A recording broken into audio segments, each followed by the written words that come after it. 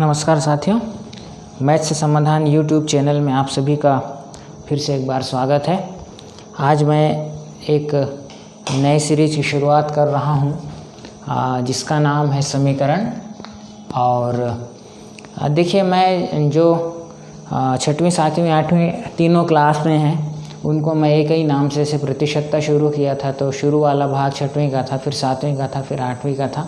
तो सभी लोग सभी भाग देखा करें। मूल रूप से ये जो वीडियोज़ हैं ये बच्चों के लिए कम है, टीचर्स के लिए ज़्यादा है, क्योंकि मैंने कई बार जिक्र किया है कि हमारे बहुत से सरकारी स्कूलों में जो है गणित विषय के शिक्षक नहीं होते हैं, तो उनको पढ़ाने में अत्यधिक असुविधा होती है। तो उस असुविधा को दूर करने के लिए ये मैं वीडियोज़ बना रहा हूँ ताकि टीचर देखें, सीखें और फिर अपने बच्चों को सिखा सकें। और जितने बच्चे देख सकते हैं उनके लिए तो बहुत अच्छी बात है। तो आज मैं जो समीकरण शुरू कर रहा हूँ ये 3 या 4 भाग में ख़त्म करूँगा। तो शुरू का 1 या 2 भाग कक्षा 6वीं से संबंधित रहेगा, फिर बीच का 1 या 2 भाग वो 7वीं से संबंधित रहेगा, और आखिरी वाला भाग या उसका 1-2 भाग जो है वो 8वीं कक्षा से संबंधित रहेगा। एक चीज़ और, बहुत सारे लोग मुझको मैसेज करते हैं, सर 9वीं 10वीं 11वीं 12वीं के भी वीडियोज़ बनाइए। तो मैं सभी क्लास के वीडियोज़ बनाऊंगा, लेकिन शुरुआती दौर में अभी मैंने जो सोचा है कि मिडिल स्कूल तक की जो समस्या है उसका समाधान करने में मैं जो अपना योगदान दे सकूं, तो इसलिए मैं जो है शुरू में अभी मिडिल के अगले 1-1.5 महीने में ख़त्म कर दूंगा। और उसके बाद निश्चित रूप से मैं जो है बड़ी क्लासेस के वीडियोज़ भी बनाऊँगा। मैंने 9वीं कक्षा के 2 वीडियोज़ बनाए हैं, 10वीं के 2 बनाए हैं। तो आप सभी लोग इंतज़ार कीजिए, मैं सभी कक्षाओं की वीडियोज़ बनाऊंगा। और बहुत जल्दी मैं यहाँ पर पीएससी के लिए भी वीडियोज़ बनाऊंगा। जैसे कि मैं बहुत सालों तक मैंने पीएससी छत्तीसगढ़ पीएससी के लिए जो है बच्चों को पढ़ाया है। लगभग 250 से 300 बच्चों को मैंने पढ़ाया है। तो मैं वो सीरीज भी बहुत जल्दी शुरू करूँगा। तो चलिए आज के टॉपिक की शुरुआत करते हैं, समीकरण। अब इस समीकरण को बताने से पहले मैं बीजीय व्यंजक को बता दूं। तो ये 6वीं का जो बीजीय व्यंजक वाला पार्ट है बहुत छोटा सा, वो यहीं पर कवर हो जाएगा। हालांकि बीजीय व्यंजक वाला पार्ट जब मैंने 8वीं का बनाया था तो उसमें सारी चीज़ें बता दी हैं, फिर भी एक बार आप लोग जान लीजिए। और इतने में ही 6वीं कक्षा का बीजीय व्यंजक भी पूरा हो जाएगा, ठीक है। तो देखिए, बीजीय व्यंजक क्या होता है, बीजीय व्यंजक किसे कहते हैं। हम अंकों को जानते हैं। अंक हमारे पास 0 से लेके 10 तक अंक हैं। ये 0 से लेके 10 तक अंक हैं, ठीक है। और जब हम बीज गणित पढ़ते हैं, ठीक है, तो हम बीजांकों का उपयोग भी करते हैं, बीज अंकों का। इसे हम कहते हैं चरांक भी कहते हैं या चर राशि भी कहते हैं, ठीक है। बीज गणित में हम बीजांकों का उपयोग करते हैं। इसमें किनका उपयोग होता है, अंग्रेजी या हिंदी वर्णमाला के, प्राइमरी तक हिंदी वर्णमाला के अक्षरों का प्रयोग होता है, और मिडिल स्कूल से शुरू हो जाता है अंग्रेजी वर्णमाला के अक्षरों का प्रयोग करते हैं, जैसे एक्स, वाई, जेड या ए, बी, सी आदि। जब हम अक्षरों का प्रयोग अंकों की तरह करते हैं तो उन्हें हम चरांक या बीजांक कहते हैं, ठीक है। और ये अंक हैं हमारे मूल रूप से 10, ये बचपन से आप लोग सीखते हैं। और इन्हीं अंकों से मिलकर क्या बनती हैं, संख्याएं बनती हैं, ठीक है। जैसे 1 और 0 मिलकर क्या बन जाता है, 10। 2 और 4 को यदि हम मिला के देखें तो या तो 24 बनेगा या 42 बनेगा। तो मूल रूप से ये 10 अंक होते हैं और ये अक्षरों वाले बीजांक होते हैं। इन अंकों से मिलकर ही क्या बनती हैं, संख्याएं बनती हैं, ठीक है। तो अब बीजीय व्यंजक क्या होते हैं, देखिए। एक ऐसी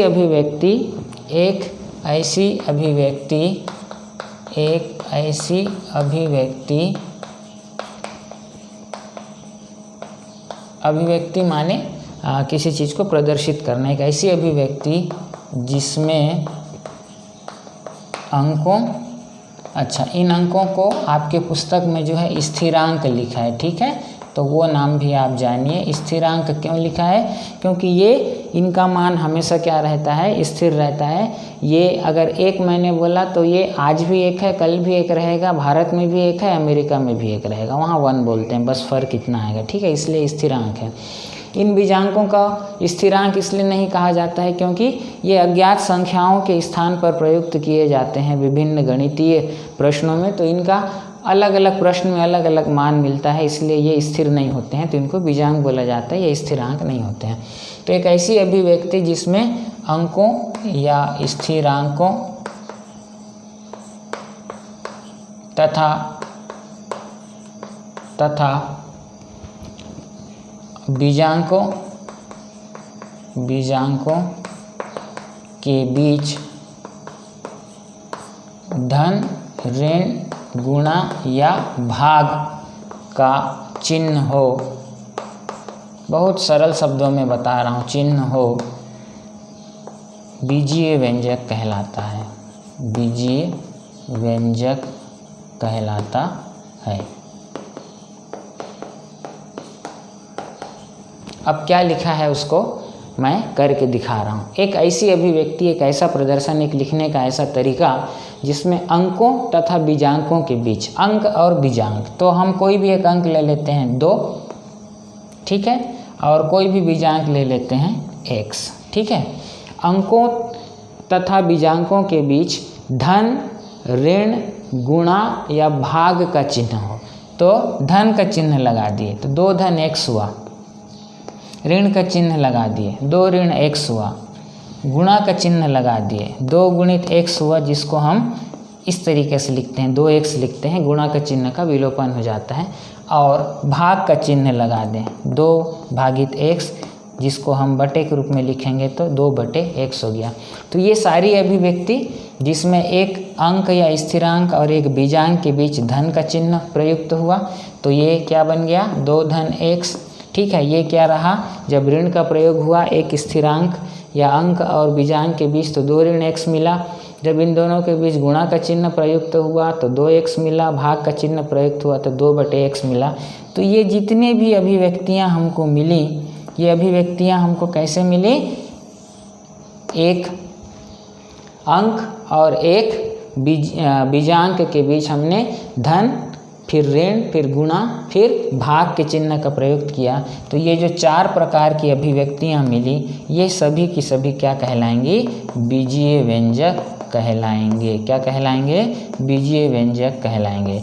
तो बीजीय व्यंजक क्या हो गए, जब भी अंकों के बीच, चाहे वो एक अंक हो या एक से अधिक अंक हो, ठीक है, अंकों के बीच और बीज या बीजों के बीच धन, ऋण, गुणा या भाग का चिन्ह प्रयुक्त होता है, और जो अभिव्यक्ति बाहर आती है उसे हम क्या कहते हैं, बीजीय व्यंजक कहते हैं। अब आप यहाँ से ले लीजिए 4 को, ठीक है, और x के जगह आप x का वर्ग ले लीजिए। तो जब आप 4 और x का वर्ग को जोड़ेंगे तो एक अंक और एक बीजांक के बीच धन का चिन्ह प्रयुक्त हुआ, तो ये 4 धन x का वर्ग एक क्या हो जाएगा, बीजीय व्यंजक। वैसे इन दोनों के बीच आप ऋण का प्रयोग करेंगे तो हमको क्या मिला, 4 ऋण x का वर्ग मिला, ये भी क्या हो जाएगा, एक बीजीय व्यंजक। इन दोनों के बीच गुणा का चिन्ह प्रयुक्त करेंगे तो आपको क्या मिलेगा, 4x का वर्ग मिलेगा, ये भी क्या हो जाएगा, एक बीजीय व्यंजक। और इनके बीच भाग का प्रयोग करेंगे तो आपको क्या मिलेगा, 4 बटे x स्क्वायर, तो भी ये क्या होगा, बीजीय व्यंजक। अगर x स्क्वायर को पहले ले लें और 4 का भाग दे दें तो x स्क्वायर बटे 4 मिलेगा, ये भी क्या होगा, एक बीजीय व्यंजक होगा। वैसे यहाँ पर x स्क्वायर पहले रहे, ऋण 4 रहे तो भी एक बीजीय व्यंजक होगा। तो चाहे बीज पहले रहे, चाहे स्थिरांक या अंक पहले रहें, अगर उनके बीच में धन, ऋण, गुणा या भाग का चिन्ह है तो उनमें से प्रत्येक क्या होगा, एक बीजीय व्यंजक होगा, ठीक है। चलो, तो ये हो गया बीजीय व्यंजक। अब एक चीज़ जो कि आप लोग बड़ी कक्षाओं में सीखेंगे, मैं यहीं पर बता दे रहा हूँ कि ये देखिए 4x 3 बटे y ऋण 6 धन 5y z और 3a स्क्वायर धन b और 9, इनमें से कौन कौन से बीजीय व्यंजक हैं हमको पता लगाना है, मान लीजिए, है ना, सीखने के लिए हम देखते हैं। तो यहाँ पर देखिए एक अंक है और एक बीज है, इन दोनों के बीच गुणा का चिन्ह है, तो ये क्या होगा, एक बीजीय व्यंजक होगा।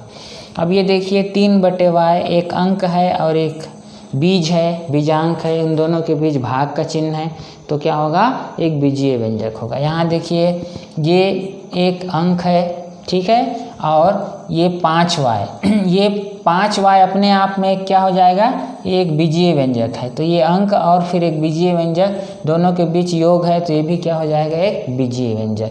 z ये अकेला है, ठीक है, तो इसको आप बीजीय व्यंजक नहीं है नहीं बोल सकते। क्यों? क्योंकि एक को हम कैसे लिख सकते हैं, 1 गुणित z, तो एक अंक हो गया और z क्या हो गया, बीज हो गया, इसलिए z भी क्या है, एक बीजीय व्यंजक है। 3a का वर्ग, ये देखो 3 एक अंक है, a का वर्ग